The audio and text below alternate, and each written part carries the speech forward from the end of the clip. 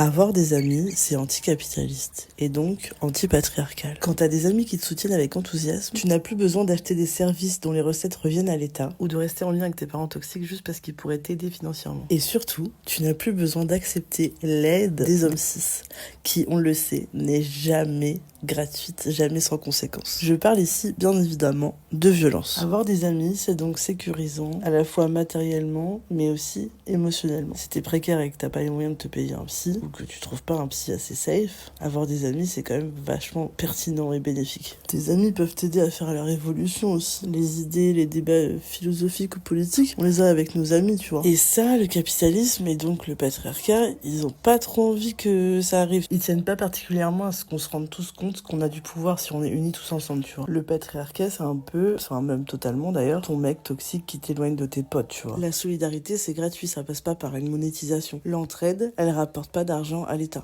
Donc quand tu gardes les enfants de ta pote, quand tu passes l'aspirateur chez elle et que tu remplis son lave-vaisselle, quand tu lui prêtes 100 balles à la fin du mois, ou quand tu lui apportes les légumes de ton jardin, tu fais un acte anticapitaliste et antipatriarcal.